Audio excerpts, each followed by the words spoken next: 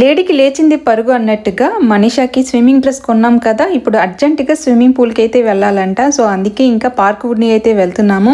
మా ఇంటి దగ్గర నుండి పార్క్ వుడ్నికి వెళ్ళాలంటే 2 బస్సులు మారి వెళ్ళాలి. సో ఇంకా వెదర్ కూడా బాగలేదు. సో అందుకే ఇంకా క్యాబ్ బుక్ చేసుకొని అయితే వెళ్ళాము. మాకైతే మల్టీ స్పోర్ట్ కార్డు ఉంది. సో 60 మినిట్స్ ఫ్రీ అయితే ఇస్తారు. సో డెఫినెట్ గా మనము ఐడి కార్డు కూడా తీసుకొని వెళ్ళాలి.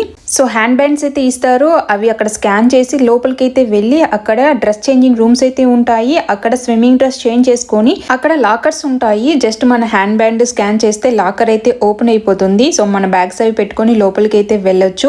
ఈ వాటర్ పార్క్ లో అయితే పిల్లలు బాగా ఎంజాయ్ చేస్తారు. పిల్లలే కాదు పెద్దలు కూడా చాలా బాగా ఎంజాయ్ చేస్తారు. యాక్చువల్ గా ఈ రోజు చాలా మంది తక్కువగా ఉన్నారు, లేదంటే వీకెండ్ చాలా బిజీగా ఉంటుంది.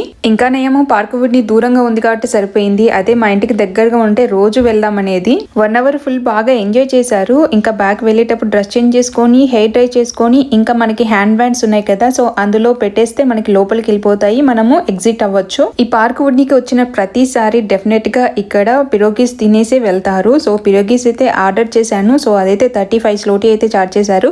పిరోగీస్ రావడానికి 10 మినిట్స్ అయితే టైం పడుతుంది. సో ఆ లోపు కిడ్స్ ప్లే ఏరియాలో అయితే డ్రాయింగ్ అయితే వేసుకుంటున్నారు. సో ఆ వాటర్ పార్క్ లో టైం పీరియడ్ అయిపోయిన తర్వాత బయటకు వస్తే ఇక్కడ ప్లే ఏరియాలో కాసేపు ఎంజాయ్ చేయడానికి బాగుంటుంది పిల్లలకి. సో పిరోగీస్ అయితే వచ్చేసాయి. పిల్లలకి అయితే ఈ పిరోగీస్ చాలా బాగా ఇష్టము, టేస్టీగా కూడా ఉన్నాయి. సో ఇంకా బ్యాక్ వెళ్ళేటప్పుడు కూడా క్యాబ్ బుక్ చేసుకొని వెళ్ళిపోయాం.